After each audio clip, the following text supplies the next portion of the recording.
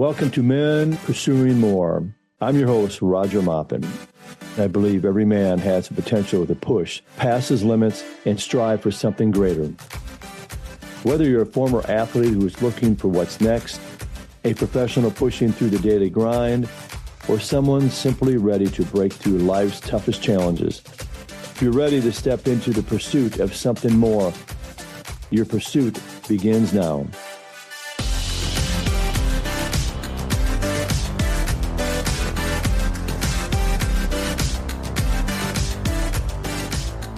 All right, welcome back to Men Pursuing More. I'm your host, Roger Maupin. And today we have Jason Kerr joining us. So we're going to get right into it. We're going to dive into his journey. So let's get started. And first of all, I just want to thank Jason for joining us here on the podcast, Men Pursuing More. And first, I know, Jason, you grew up in Flint, Michigan. So let's just first talk about your journey growing up in Flint, Michigan, some of the successes and failures, or how about challenges along your journey? Yes, sir. Yeah, thank you, Roger. Appreciate you doing this. So Flint, most all my family was from that same area, kind of southeast Michigan. Interesting piece is both sets of grandparents on my mom's side and my dad's side ended up attending the same church. And so I grew up with aunts and uncles from both sides at family function things together, which I realize is not the norm. So very blessed that way to have grandparents that loved each other, stayed committed in marriage, and for my parents to have done the same. So yeah, moved out of Flint around 2009 after meeting my wife in Minnesota.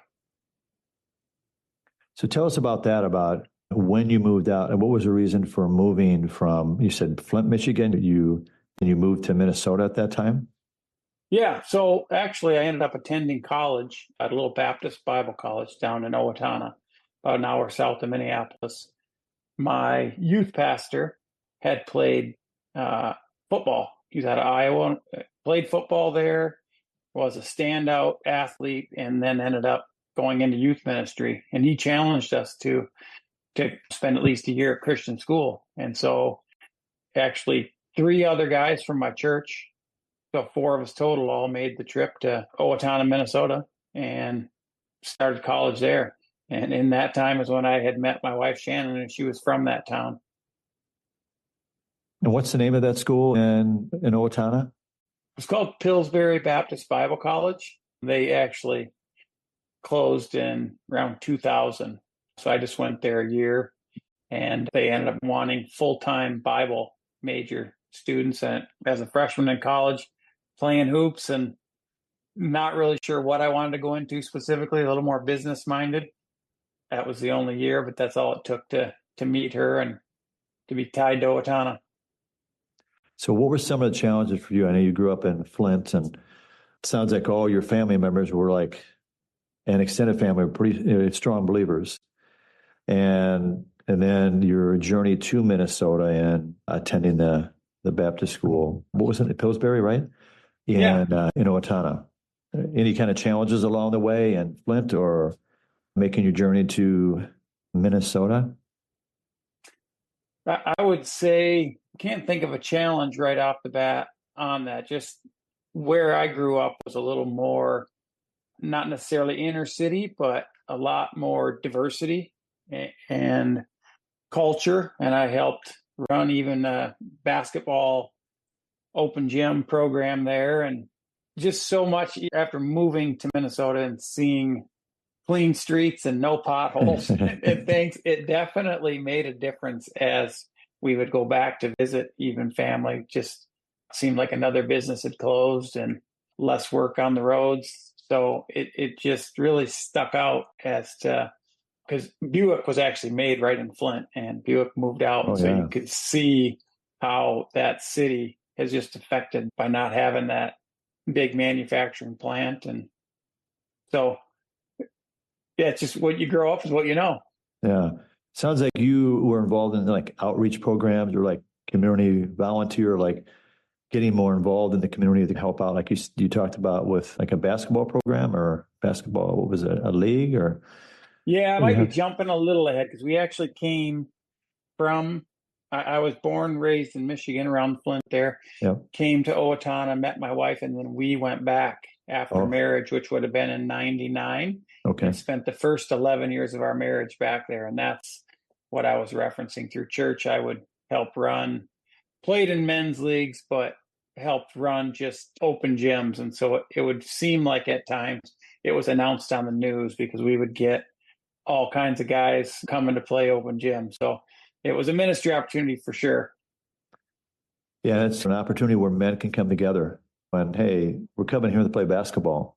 Hey, we want to win and we're competitive. Conversation that can happen afterwards. And as you build those relationships through playing hoops. 100%. 100%. I think your character shows a lot in that type of thing and on a competitive environment.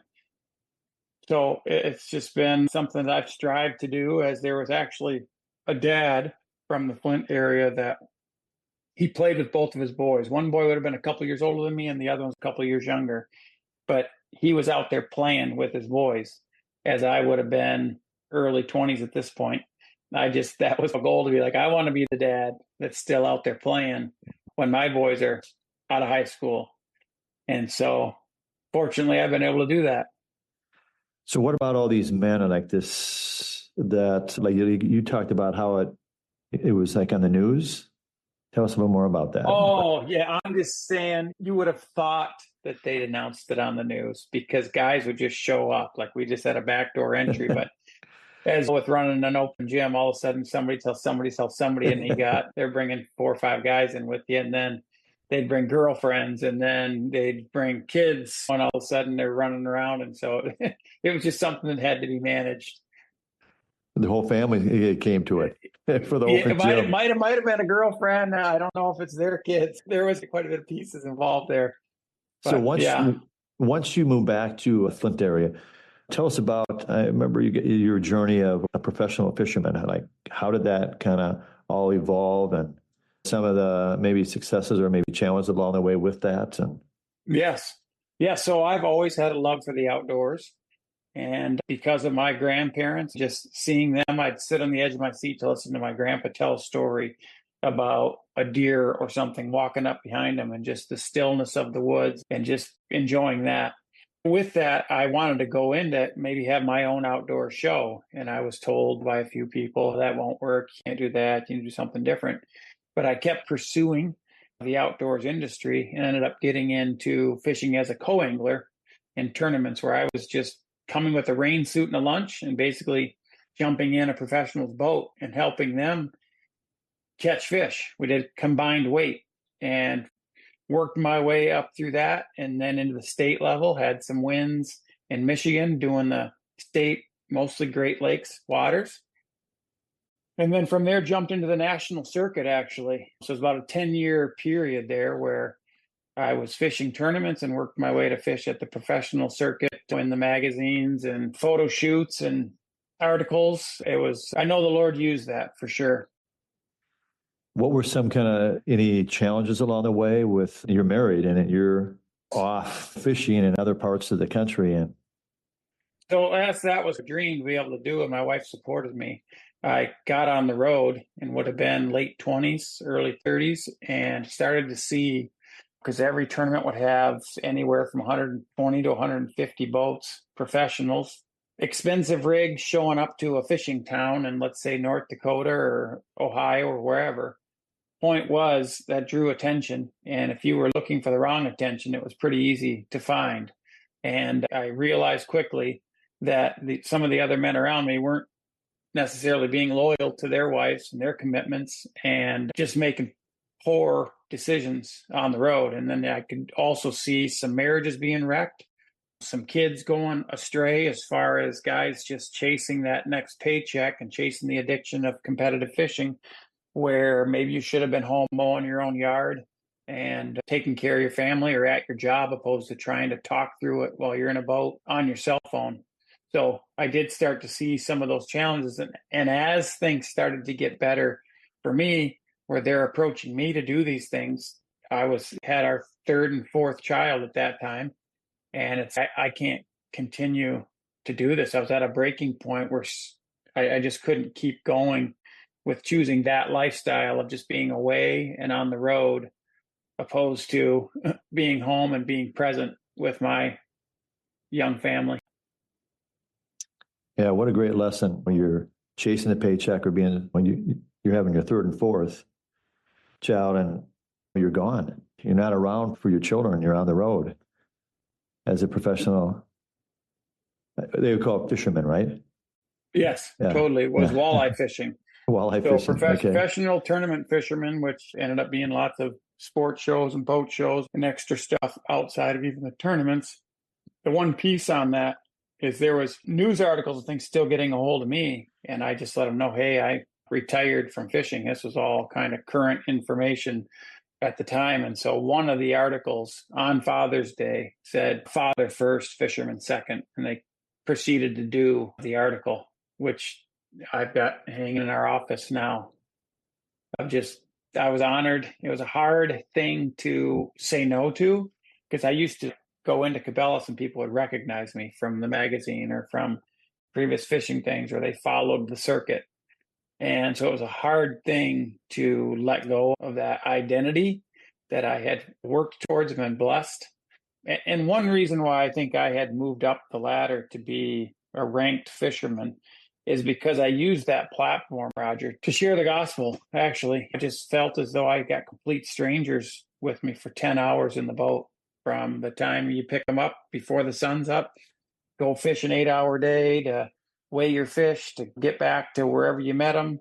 It was easy 10 hours that they'd be with you one-on-one as a complete stranger. And they were coming along just to learn from you and use your gear and learn how to fish that water, and to use that opportunity just to share what Christ did for me, and also just to get them to talk about spiritual things as you're out on the water and it's quiet. That it just gives you plenty of time to reflect and think. And how receptive were most of these men?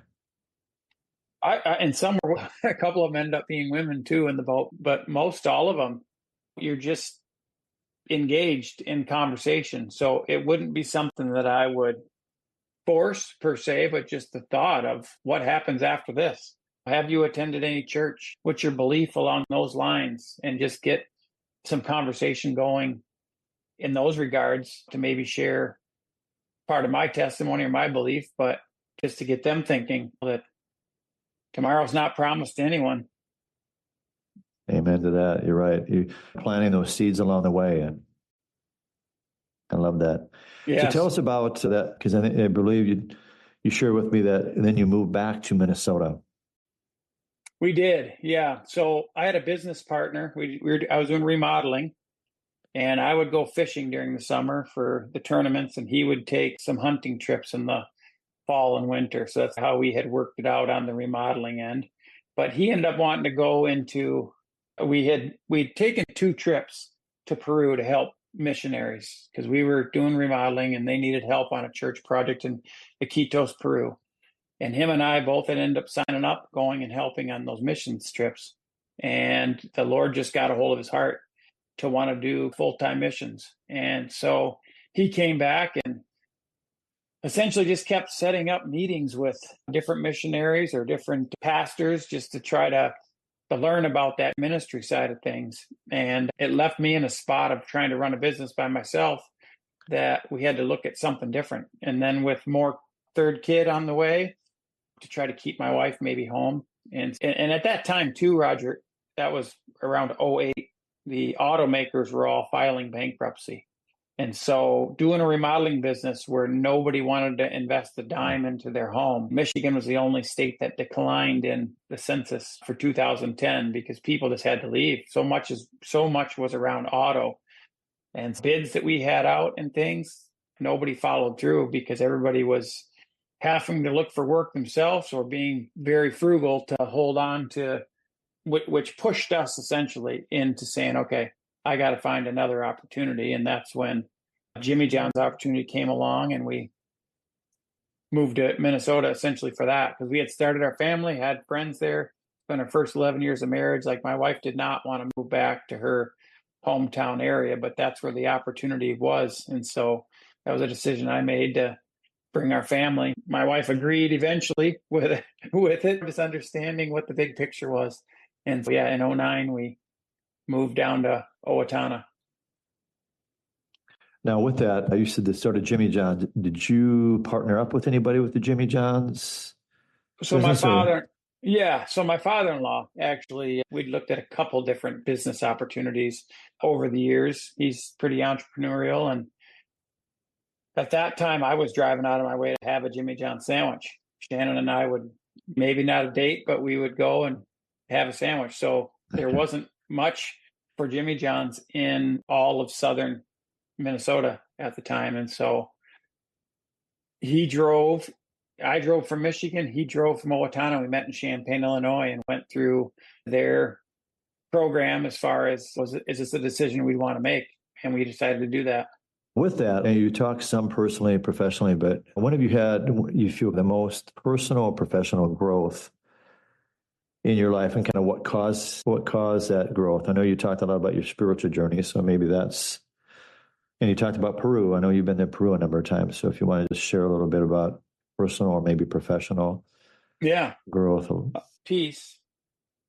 We went as just members of the group in Michigan. And then when I had moved to Minnesota, the church we attended is River Valley.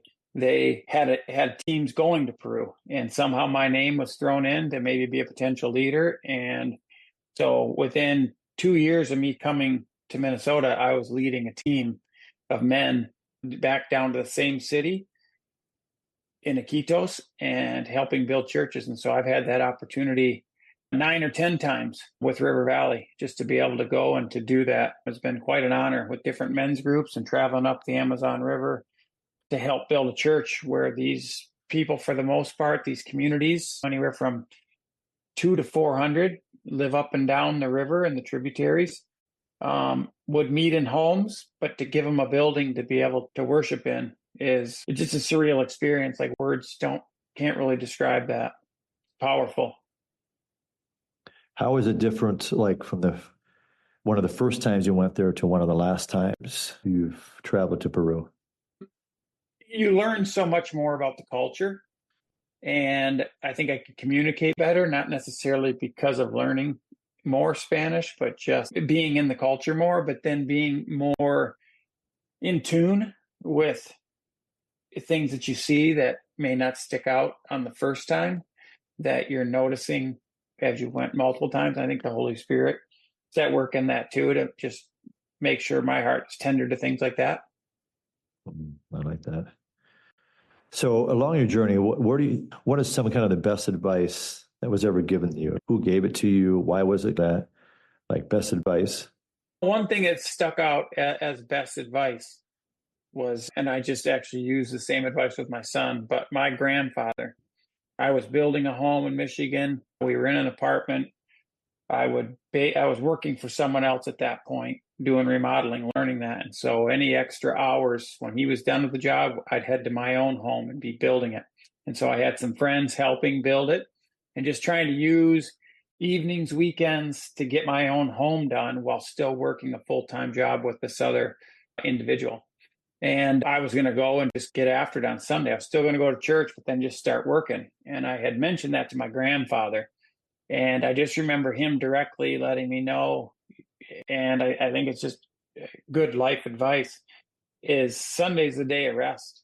And I think the Lord's created us to have a Sabbath and to have just downtime, to not just, I know as Americans, we just busy. And I just don't find where Jesus is busy. And so taking that day intentionally of a Sunday and not choosing to do whatever it is for work is probably the best advice that sticks out to me from my grandfather that I've held on to. What a great example of a man. Thank you. And I know the conversation we had about kind of your faith journey and your wife's faith journey, but share with us about putting your faith in God. I know with your wife, there was a challenge with her life, but also your family going through that. And then also with you too, just about a year ago. Yeah, that's a big piece of my story. And I just never knew that it would happen. My wife had left. It would have been a Monday after Labor Day. Sun was shining bright. My daughters were 7 and 4. And Gave her a hug. We had just moved into our home in Lakeville within the year, and she left to go look at a puppy potentially on the edge of Wisconsin, but she was going to meet her mom in Rochester. And she left our home, and I actually started to do a workout. And a few hours, hour and a half later, all of a sudden I'm getting a call from my father-in-law, and then my mother-in-law calls. So my father-in-law's on the home phone, my mother-in-law's on my cell phone. And she's been waiting in the parking lot down there. They were going to meet at Hy-Vee or whatever. And Shannon wasn't there. She should have been there. She wasn't answering her phone. And a state trooper called. So my father-in-law was hearing the state trooper. I think it was on my cell phone. And he just let me know of a horrific accident of my wife being hit by a semi-truck. And it's hard to really comprehend what's going through your head. And he's telling me which hospital to go to, which was downtown Minneapolis. And I'm sweaty from halfway through workout. What do? I just left. I just left like I was, started driving. The state trooper called again to give me more details. And what he was describing was I was going to basically identify one of my daughters because only one of them was coherent. And so in my mind, we had good friends that had lost a son at 18 and just were never the same. And I thought that's what the Lord has for me. Like he's taken my girl is gone and I'm going to identify her. And as I show up, the nurses were ghost white and pulled me in back with a chaplain, and they wanted identification. And my wife was extremely injured. My daughter was in a coma. My 4-year-old, the youngest, she was in the hospital. She ended up spending 2 days. My 7-year-old was in a coma for about a week. She was released after about 2 weeks. But they told me lots of things were wrong with her and my wife. They basically wanted me to pull the plug because she was injured that bad. They'd removed half of her skull and just let pressure. And so it was definitely a point where even in the hospital, I just feel like everybody in the hospital seemed to know who I was. But that's the guy with a wife and two daughters. Like, it's a horrific story. But people began to pray. And the story just got passed. And from the church we were at in Michigan to friends from there to people in Peru, like, people just began to hear of this need for prayer because my wife was fighting for her life and just prayed. And it was the body of Christ. Like, I'll never be able to thank them on this earthly side for the just obedience to lift my family in prayer. And then go ahead. So after 3 months, my wife ended up getting out of the hospital, coming out of her coma.